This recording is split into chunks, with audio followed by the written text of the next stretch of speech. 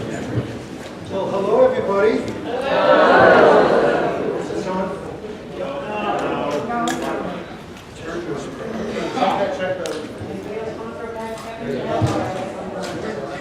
Testing.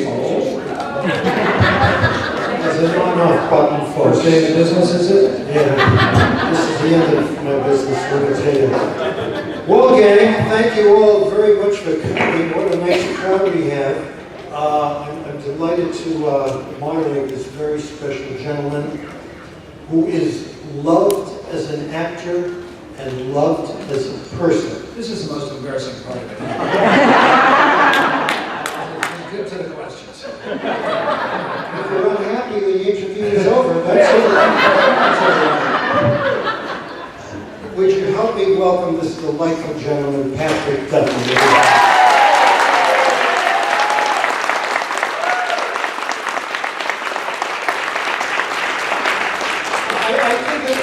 Right off the bat, Patrick.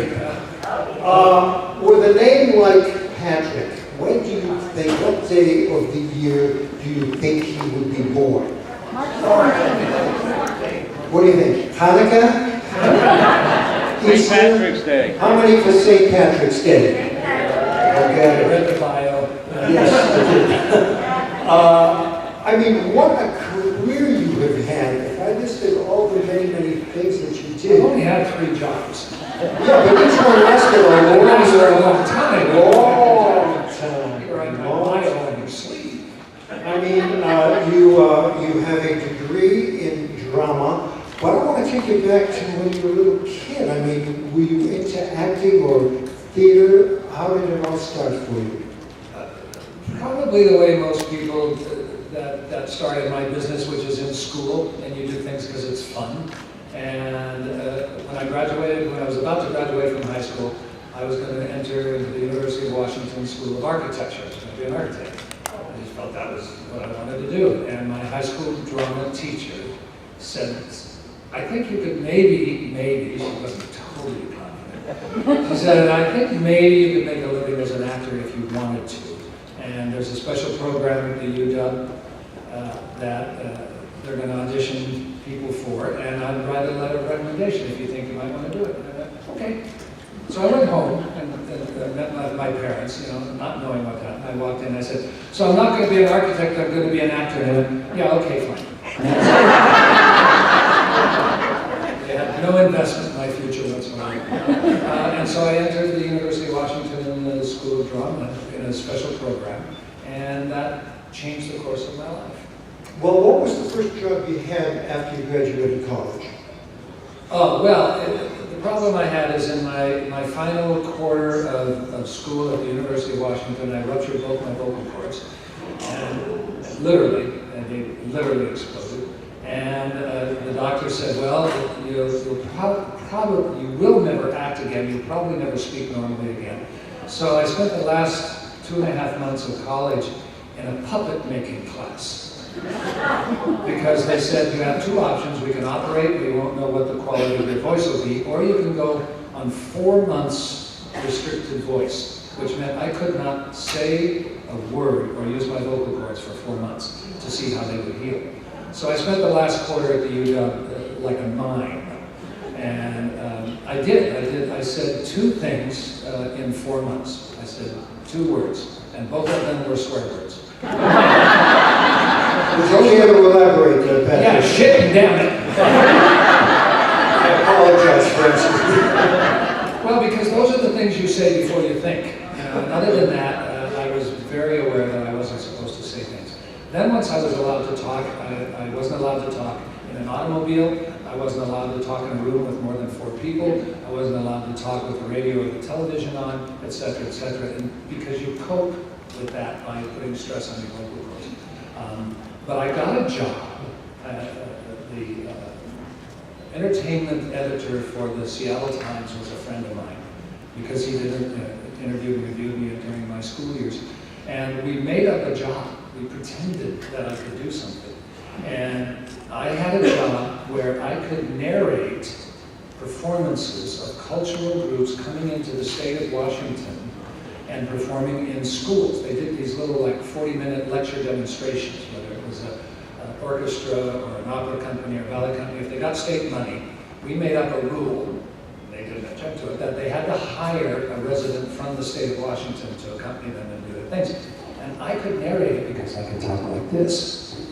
And I would say, and now, this ballerina is going to balance on the end of her toe. And it's only about a square inch, and yet they can keep her balance. And they're great athlete. And I could talk like this, and I wouldn't put stress on my vocal cords.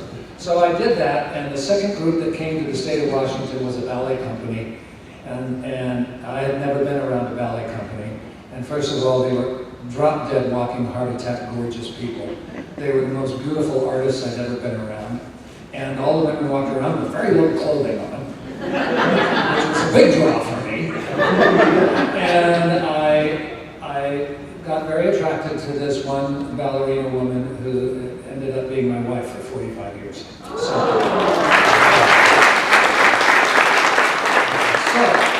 the moral to the story is, and thanks for your help, you go now. The moral, whenever you think the worst thing that happened to you, like my vocal cords, if I hadn't done that, I would have been in some theater somewhere in the United States doing repertory company theater and making my living. But I was forced to quit my professional career in enough time to meet this ballet company and now have 2 children, 4 grandchildren, and the best life for their grandchildren. So things work out.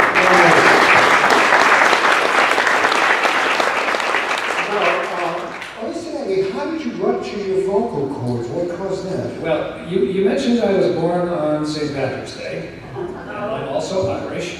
You're just going to start doing the math here pretty soon. I was in college.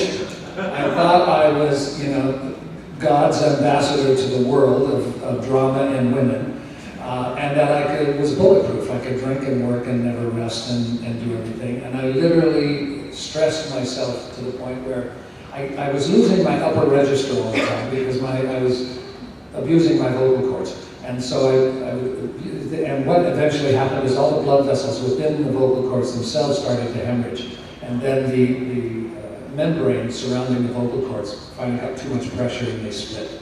And then they had to heal normally. So it was a lifestyle situation that I have since somewhat remedied. And everything turned out well, of course, Yeah. which is great. Yeah. Now, of all the shows you were associated with, what was the first biggie? Well, something that probably very few people know is that I auditioned for, and because they were all theatrical people involved, one of my very first jobs was playing the nephew of Julie Harris. And it was for a PBS special that Julie Harris did called The Last of Mrs. Lincoln, where she played Mary Todd Lincoln after the assassination of Abraham Lincoln. And I was hired totally against character. I was supposed to, I think the character originally was 12 years old, and they kind of goosed it up to 16. I was already over 6 feet tall, but I was skinny as a rail at the time, and they just said, okay, we'll just make it work. And I got that part. And my first job was, again, playing opposite probably one of the greatest American actresses that ever exists, Julie Harris. And I formed relationships with the director and the writer, and it boosted my confidence level, because then I was unemployed for a long period of time. But I knew that if that was the potential, that I was in for the long haul, and I would stay as long as it took. Was Step by Step the first show, or The Man from Atlantis? Man from Atlantis was the first show. Now, I thought that was a very, very, very good show. It wasn't on that long, if I recall. Yeah, because only you and 12 other people thought it was a very good show. Would you guys agree with me? Wasn't that a good show? No, the Man from Atlantis was a great thing, because, and again, maybe because I was born on the 4th of July. I was born on St. Patrick's Day, with the shamrock and the whole thing, but I'm one of the truly fortunate. It's being in the right place at the right time, and then being able to pay off being in the right place at the right time. But I had done a part with one line on a television show called Switch. That was Eddie Albert and Robert, Robert Wagner. And I was like the 4th lieutenant or something. I literally had one line, came in and said, "The car's waiting," and left. So I'm building a boat. Even though I wasn't an architect, I was a carpenter. And so I was building a boat in Long Beach, California, and going on auditions all the time. And I auditioned for, I didn't audition, I went in and handed my picture and met the casting director that was going to do this new show for MGM called The Man from Atlantis. And she took my picture and smiled at me and said, "Thank you very much." And I went back to Duffy in Long Beach. And then she, whom I owe my career to, her name is Ruth Conforti, casting director, she was literally, she told me this story, balancing her checkbook at her kitchen table in Los Angeles.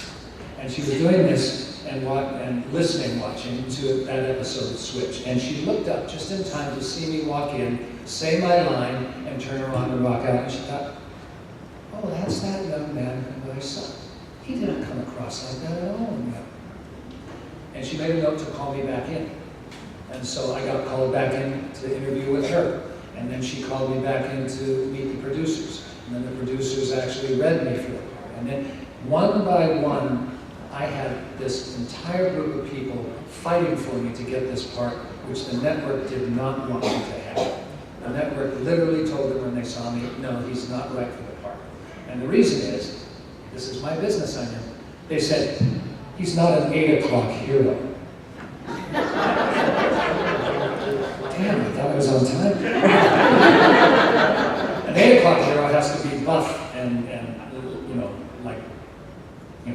big, muscular and everything. I was a 10 o'clock hero. I was thoughtful and lithe and winsome. And they wanted an 8 o'clock hero because Man from Atlantis was going to be on at 8 o'clock. So the producers did not give up on me. And they put me on this weight-gaining, exercising regime. And I still couldn't gain enough weight. And this is how our business works. Fred Phillips is the man who invented Spock's ears, okay? Star Trek makeup man, very famous. He was the makeup man on Man from Atlantis. But they had to make the decision to cast me before I could build up enough muscle. So Fred Phillips made me an 8 o'clock hero body.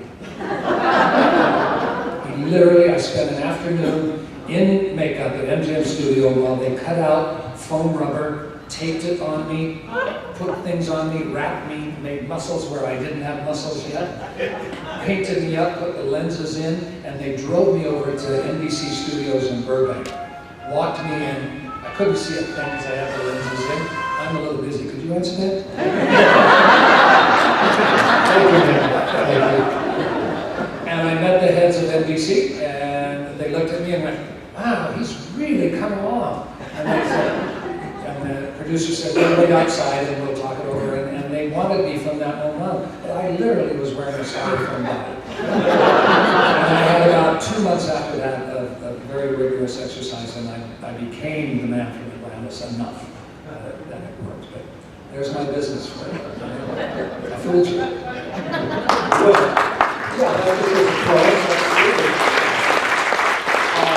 After The Man from Atlantis was canceled, what was the next step in your career? Actors hate me. Not really, but I had the fortunate star that I lived under. I'm doing Man from Atlantis at MGM Studios. Next door to my soundstage, Gregory Harrison is doing Logan's Run. Logan's Run was produced by a man named Leonard Katzman. Pretty soon these names will start to make sense to you. So Logan's Run was canceled about 2 months before Atlantis was.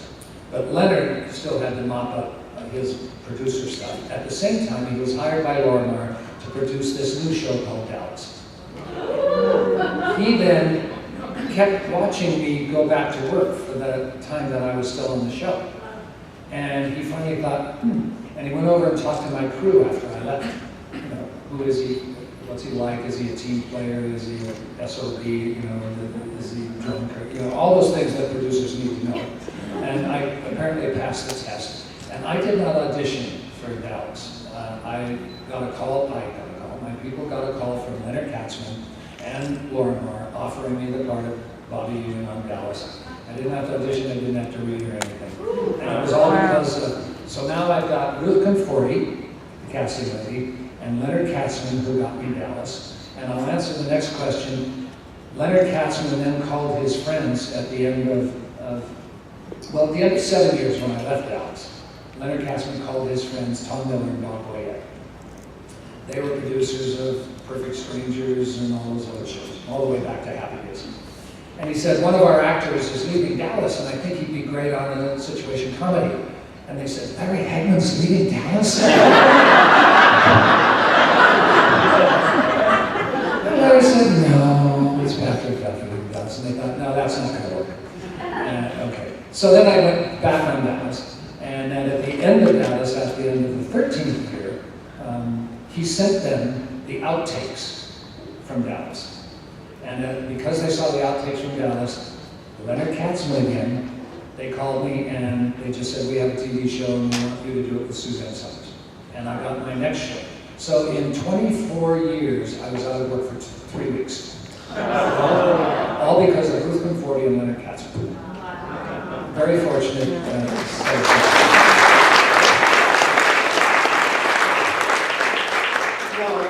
The story behind the story, Patrick, you left Dallas and then you came back.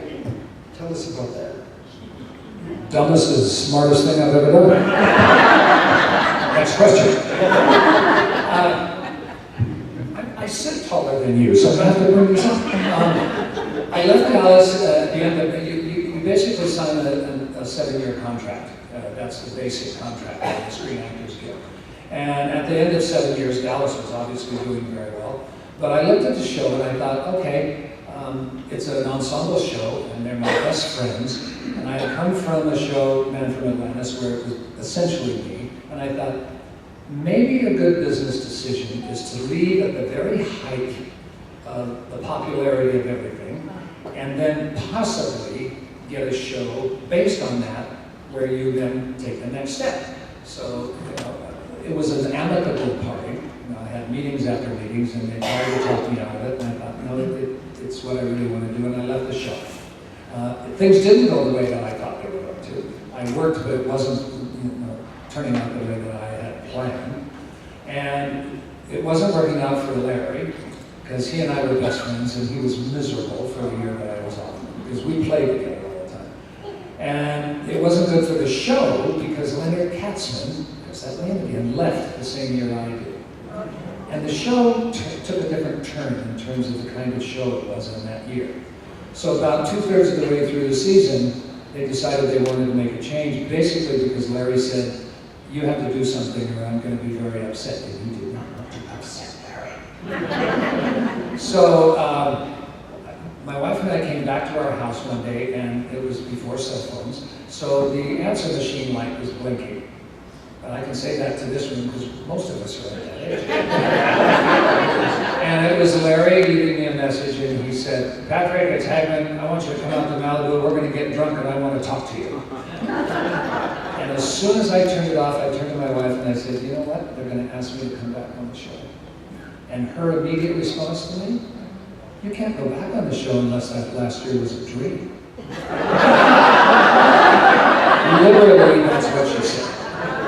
So I went out and dutifully got drunk with Larry, and he basically told me I had to come back on the show, and we started the conversation with the network and the producers, and I ended up coming back. But Leonard Katzman, when I met with him, he said, well, the only way I think we can bring you back, Patrick, is to just make last season a dream, and we'll start from where we left off. So now there's Leonard Katzman and my wife basically controlling my career. And so I went back on the show, but the worst decision to leave turned out to be the best decision, because I came back on the show, and this sounds crass, I know, but it is a business, okay? It's called show business. I came back on the show at a hugely increased level of participation in terms of that character. Dallas became really the crux of the show was the J.R. Bobby competition for the rest of the run of the show. So my work responsibilities became what I had left the show to accomplish. It just didn't happen the way that I thought it was going to happen. And then the other good news is they backed up the money truck, baby. And it was, and that was the second thing that made it wonderful, because then that really solidified the rest of my life for myself and my family and my children and my grandchildren and everything else. So going back was also the best decision I ever made. Great, just great. 326 episodes over a span of 13 years. That is truly amazing. Amazing. I know you had a great relationship with Larry Hagman. How about your personal relationship with Barbara? Oh, Barbara Belgetta.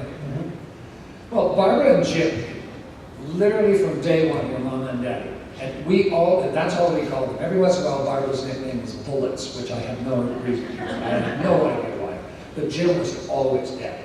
And when Jim, I was always Bobby. He never called me Patrick. In private, when we would go out to dinner, when we would go to his house, it was always Bobby. I just said, okay, that's who I am. For Jimbo, I am Bobby. And Barbara's another interesting story. By the way, so is Raquel Welch. There was the option about Raquel Welch. Raquel Welch went to high school with my wife. When her name was Raquel Tahata. And my wife, when she competed for, for Miss Treasure Chest. You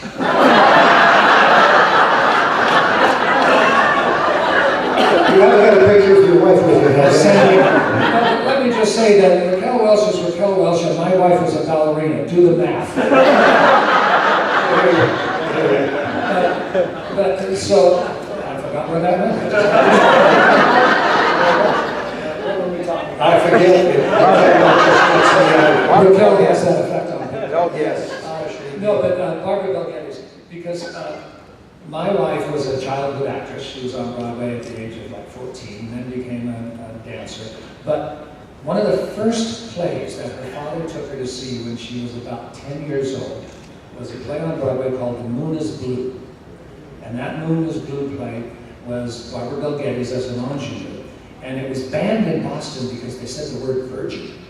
And my father-in-law was embarrassed to tears that he took his 10-year-old daughter to a play and they used the word virgin. But that was Carlin, my wife's first introduction to Barbara Belgetti's. The second was, right after that, my father-in-law went to work for Barbara Belgetti's father, Norman Belgetti's, who was a world-famous architect out of New York.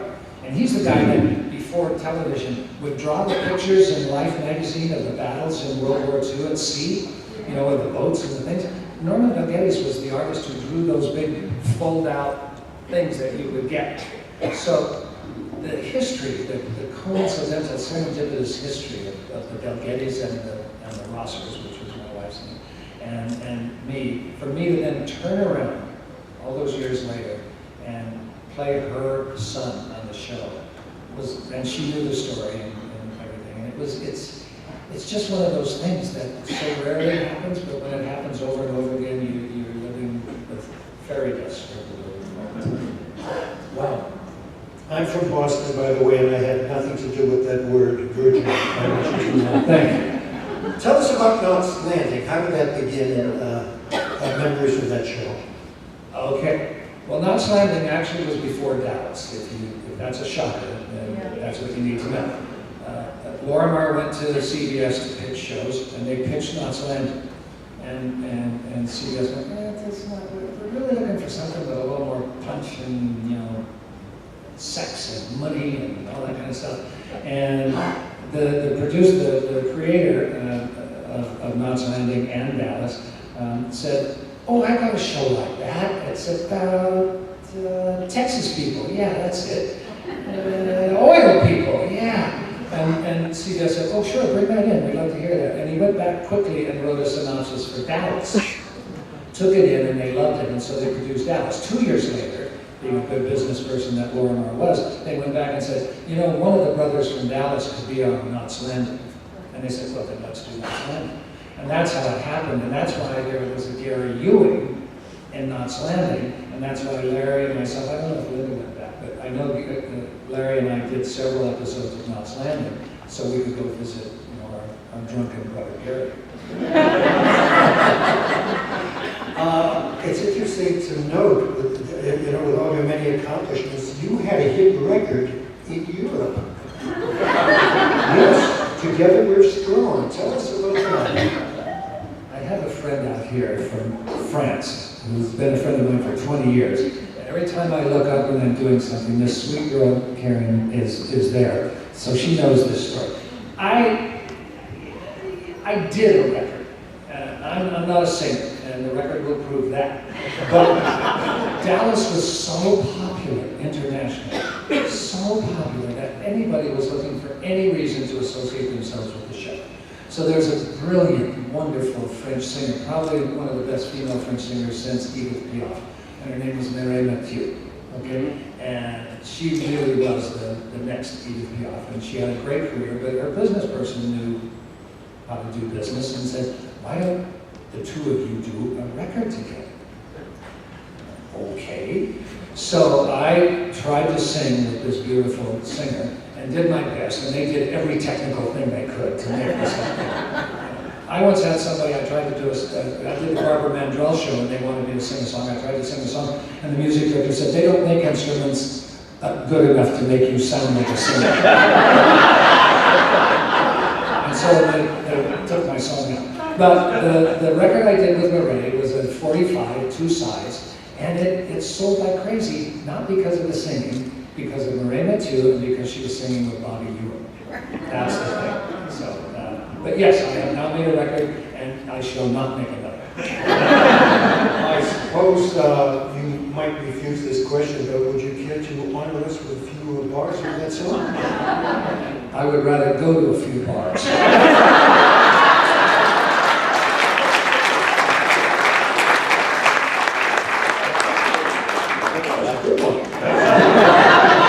You want to set it up, I'll hit it on the I will. What I'd like to do, gang, is to open this delightful gentleman up to you folks with questions and answers. I just ask one thing, that you raise your hand, and when I call on you, if you will stand up and give it some gusto. So please raise your hand. Yes, sir. You mentioned meeting Larry Hagman in Malibu. Could you give us one of your favorite memories of it? Yes, I can. I'm so tired of sitting down. Is this okay? Are you going to stand and I'm going to sit? Yeah, and that's the way it should be. That's straight, man. My favorite story of Larry, and this is one of those things. When we got this show, Dallas, we went to read it at Warner Brothers studio. I walked in, met him for the first time, shook his hand, and I said to myself, I am now shaking my best friend's hand. That was it. And it's true. The rest of our lives together, he was my best friend. So anyway, we get to shoot, we do the reading, and then he drives to Texas. I fly to Texas. The cast basically flies. Larry had a converted bread truck, like a hippie truck, with a dome on the top and a hammock, and a bunch of coolers in there full of champagne and stuff. And so he drove to Texas. And when I finally got to Texas, again, my lights were blinking in the hotel, and it's Larry saying, "Come on, let's go to lunch." So I go down, we have a drink in his room, and then we get in his van to go to lunch. I get in the passenger seat, and he's in the driver's seat, and I'm looking up, and on the visor is a photograph of Larry and his wife, Mai. And they're standing in front of this brick building with one of those paintings for advertisement that they used to do in the turn of the last century, you know, for advertising on barns and buildings and stuff. And I looked up, I said, "That's Gamble's department store in Boulder, Montana." And Larry looked over and he said, "Yes, it is. How do you know that?" I said, "Well, because I know that's Gamble's department store. I'm from Boulder, Montana." And he looked at me and he said, "Are you Babe and Terry Duffy's son?" I said, "Yeah, those are my parents." He said, "The Owl Bar?" I said, "Yeah." Larry had been going to my hometown in Montana for 5 years, for about 2 to 3 weeks every year, because there was a natural hot springs there. And he and his wife went all over the country collecting experiences in hot springs. And they had sat in my parents' bar, having drinks with them, meeting everybody that I grew up with in Boulder, Montana, for 5 years. You know, not making any connection, because I was an out-of-work actor as a carpenter. That's all my parents knew. But my mother, every once in a while, would write me a note saying, "You should talk to this nice Mr. Hagman from Boulder." And when she would write to me, I'd think, why would I talk to some guy from Boulder, Montana to help me get a job in Hollywood? And I ignored it. And all those years later, there I am, and my best friend was best friends with my parents in Montana. So that's the kind of, when you know, that's why he was my best friend, because there's something very spooky going on there. That's my best Larry Hagman story. I got a lot, but I can't tell you some. Are you going to stand or are you going to sit? I'm going to stand. Then I'm going to stand too. You just want to bask in the cloud, don't you? Can I help you down? I think you're about as down as you're going to get. I'm not too crazy about it anymore, folks. I'll take this one. You can take the steps. No, I don't need the steps. I'm a macho guy.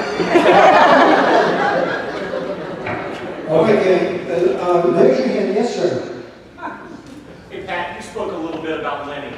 Yeah. And I've heard and read a lot about you and Lenny and Larry and the camaraderie you had. Really in the 80s, it was like Camelot on TV. In fact, the show when you and Lenny returned to the show in 86, the first episode was called Return to Camelot.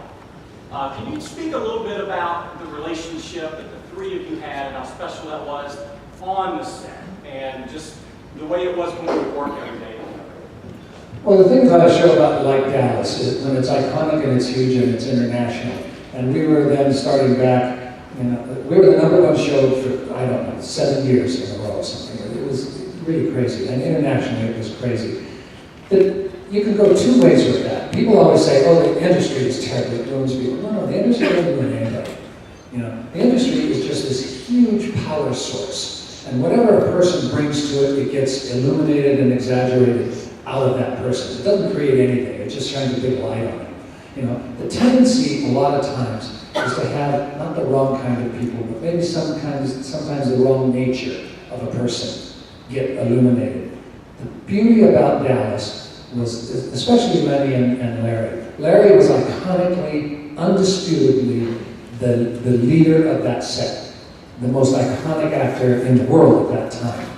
And you wouldn't know it on set. You absolutely wouldn't know it. There was absolutely no pecking order, except we all knew it. He didn't have to say it. Lenny was the same way, probably the most influential producer in Los Angeles at that time. And the three of us loved each other.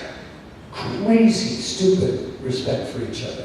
And what that engendered was the three of us almost had a support off. Like you have a whatever off. It was who could support the other two the most. And what that did was it created an atmosphere where nobody else better screw up. Because the three of us, we weren't ruling with an iron hand, but we were setting an example that anybody else would be like an amoeba. It would just kind of push it off to the side and it disappear. So that relationship, that triumvirate, and you have to add Linda into that as well. Linda Gray, they referred to Larry, Linda, and me as the Three Musketeers. That nothing could be done that the three of us didn't agree to. Okay? So with Lenny being the producer lead, Larry being the iconic lead, and Linda and I being in that mix, it was Camelot. Because everybody was happy. That my wife always made fun of me because I went to work early every day. She said, "You go to work every day?" I said, "I can't wait to get there. It's like the best place to be other than to be home with your family." So I would leave and I would arrive early. Of course, Larry and I would open a bottle of champagne every morning. I would have a glass of champagne with him in the dressing room every single morning. And then I would lay out, and Larry would lead the parade for the rest of the day. But it was Camelot. It was the best working situation. Every actor that guest starred on our show wanted to become a regular. Every director who directed wanted to become a regular director. It was just one of those brilliant working situations. Okay? What a great story. Yes, my dear. Thank you. First of all, you look great. I just want You're talking to me or him when you say I'm sorry about that. Wow. And your eyes are going down too. And I want to thank you for being here. I love Dallas. I want to ask you what your favorite episodes of Dallas are. Well, it's very hard for me to remember, but I have one episode because it was my idea. But it was my idea because Leonard loved the idea as well. I wanted to do an episode where Larry and I got trapped in the elevator for the entire episode. I mean, literally from the opening scene to the ending scene. And the network and Leonard said, we have to include the other actors at some point, so you have to cut away to the ranch house or anything. But it was my idea that I was given a case of wine in Ewing office building, and Larry and I are having a huge fight, and then we get in the elevator, and I got my case of wine, we get halfway down, and power goes out because of the big storm, we're trapped there all night in the elevator. And I got a case of wine, and I got a wine opener, and Larry doesn't have anything.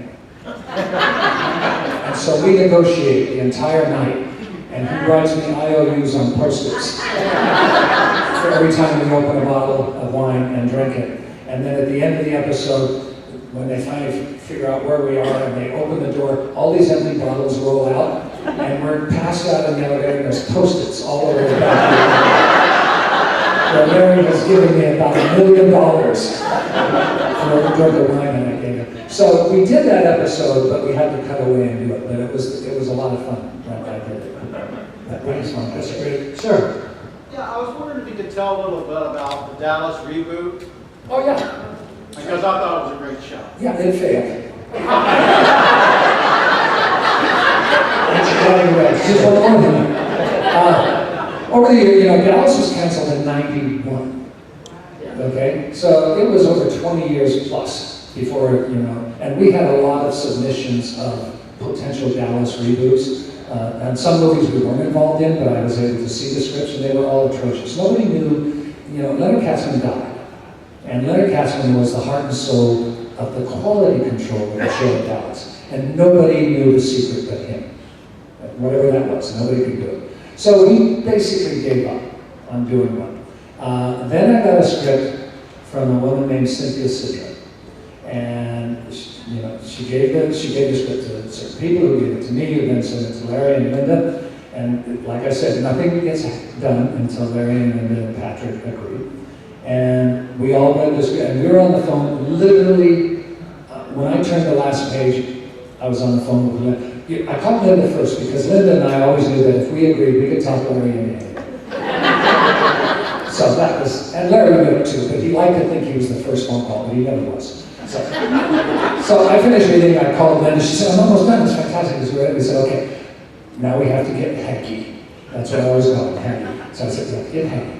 So, and we did. It was very simple. It was the best Dallas. It was better than probably the last 4 or 5 years of the original Dallas. It had everything that it needed to have, and it had the new cast, and it was a perfect blend.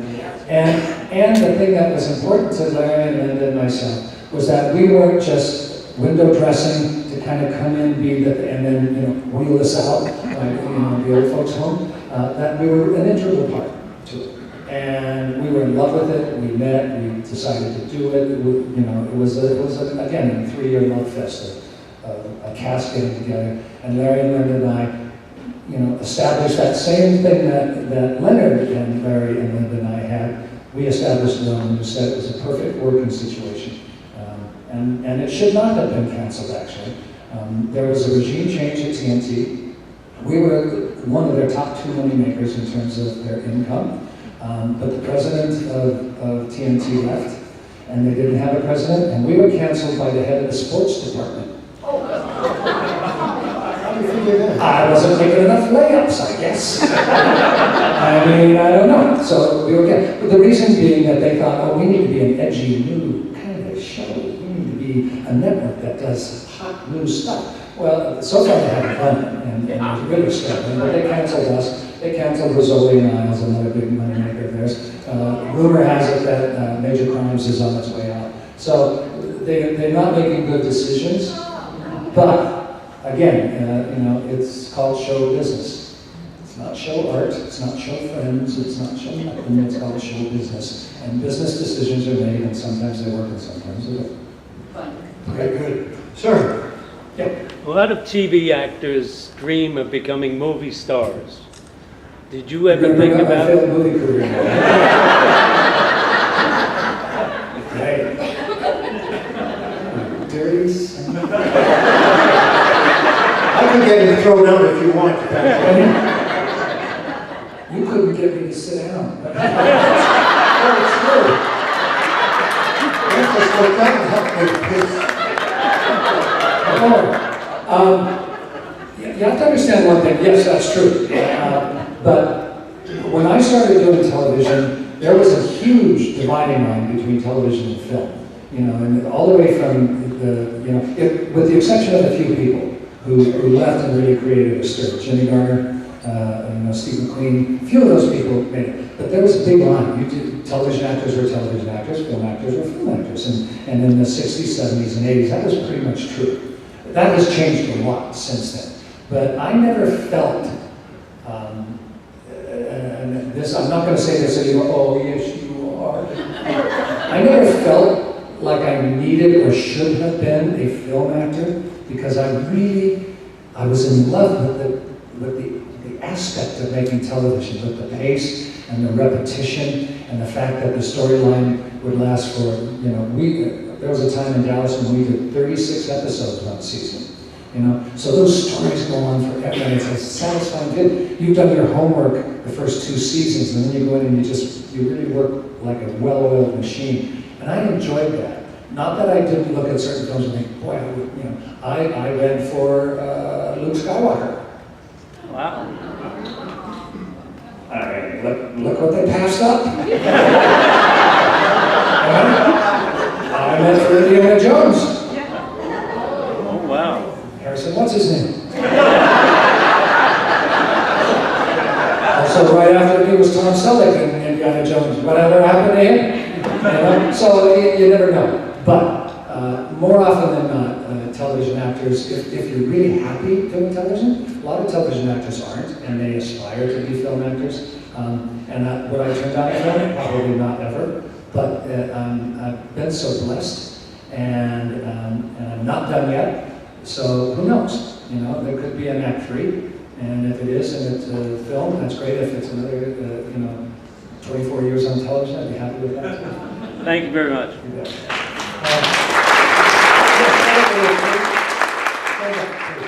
Hi.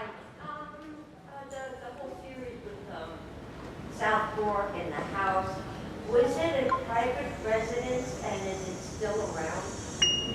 South Fork with the old... Yeah. It started, this shows you Lorimar's type of business. When we did the pilot, well, first of all, the miniseries of Dallas was a different ranch that burned down. So anyway, when we started then the series, we were at the ranch that you all recognize. And it was in foreclosure. They could have bought the entire ranch and the 600 and some acres around it for just under $1 million, I think. Okay? But they decided to rent it. And then after about year 2, everybody wanted to come to South Fork Ranch. And the people who owned it went, this is pretty good. And they started charging admission to come and watch us film. And then pretty soon, what you didn't see when we were filming in the driveway or something, was a big rope around where we were filming. And behind it were maybe 200 or 300 tourists standing there. And we had to have people go, like, be very quiet.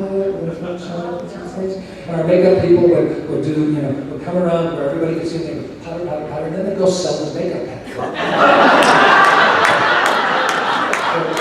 $10 or something, And they couldn't even powder you very well because So we had tourists lined up everywhere. It started making a ton of money. And then they finally sold, the people who sold it were the Duncans. Oddly enough, the man, the husband's name was J.R. Duncan. Coincidence. But they sold it for somewhere around $6 to $8 million, okay? To like a SeaWorld kind of company that does special places to go on that. That company made millions of dollars and then sold it to the present big corporation that owns it for another God knows how many millions of dollars. And we could have had it all, in 1978. Sir, yes. When you shot JR, were you still on Dallas, or had you left? I was on Dallas on that. That was at the end of the second year when they shot JR. And again, Larry and I were good buddies. So the whole shot of JR was a gift from heaven. Because they shot him, and first of all, they weren't going to shoot him. It was one of those things where we had 24, 26 episodes, and we had an ending for the season. And then the network said, we need 4 more episodes. And they went, the writers went, 4 more episodes, we already have an ending. And literally, the story Leonard told me was in the writing room, they're going, and so one writer says, well, why don't we shoot somebody? And Leonard said, literally, everybody said, check out, shoot! So they decided to shoot JR. And that was the end of the season, which was a big ta-da. But at the same time, my union, the Screen Actors Guild, went on strike. Okay? So not only did they have to wait 3 months to find out who shot JR internationally, the strike went on for another 3.5 months. So for half a year, this fury built up to get the answer to who shot JR. And everybody thought Larry was in Europe, hiding out. Larry and I were on the phone about every other day. He was in the Bahamas, about an hour away by plane from Dallas. And he'd be on the phone going, what are they doing now? I said, well, they're going to pretend to have somebody else play you and take you away in a stretcher, I guess. That's not it. I said, no, hold on, you'll be fine. Don't tell them they're coming back. And he finally, literally, talked about me backing up the money truck. Hagman, by the time he made his deal, was the undisputed king of television in the world because of the Who Shot JR episode. And because of that, that's why we went 13 years. Absolutely.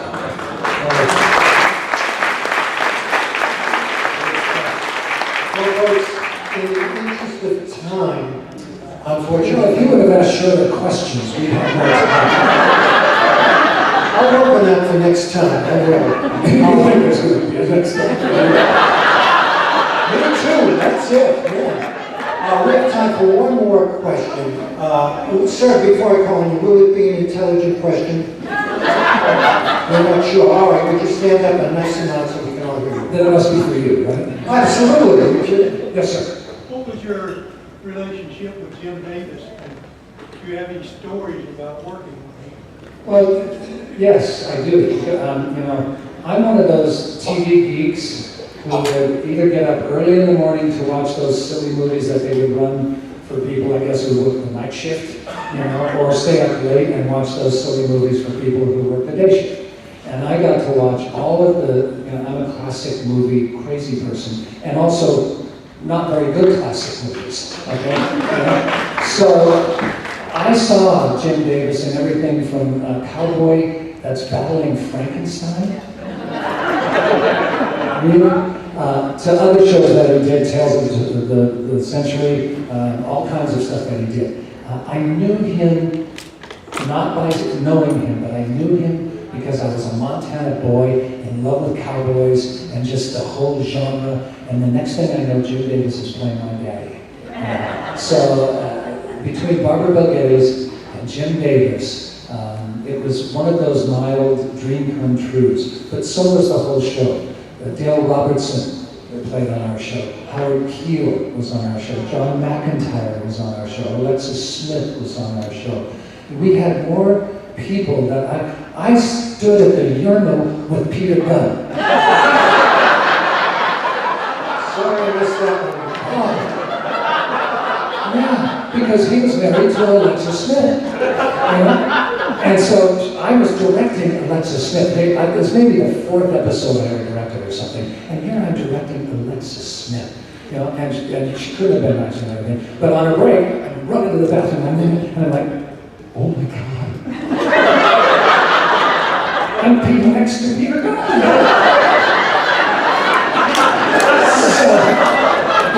Jim Davis was one of just this panoply of wonderful, classical people who contributed to our business for, if you added their careers together, for hundreds and hundreds of years. And I have been for it. If you live long enough and work consistently enough, you have that beautiful experience of being able to touch the careers that you've watched and admired and envied at times. And then there you are, breathing the same space, working with Ray Milan. I worked with Ray Milan. Ray Milan. He told me how he got his first acting job. He was a sharpshooter in the British Army. And he was such a good sharpshooter that the film companies would hire him to shoot things out of actors' hands. Literally, in the old days, there weren't special effects like that. So when they raised their tin cup about to shoot, he was off camera with his little gun going, and then somebody finally said, "You're good, you should go on camera and we'll do that," and that started his career. That was right in the 90s. So, Jim Davis was one of those people. And to the day he died, we all went to see him just like 2 or 3 days before he died. And the other thing that tells you what kind of a man he was is he was so sick at the end that Leonard Katzman wrote a special script because they knew that Jimmy wasn't going to make it, but they wanted to encourage him. So they wrote this whole episode of Daddy as the central character and prepped it and did everything so that Jim thought that that's what was coming next for him. And then about a week or so later he was gone. But the feeling that we all had towards him was of that ilk, that you did anything you could for Mom or Dad. Thanks. Now, folks, I know that, yes, you were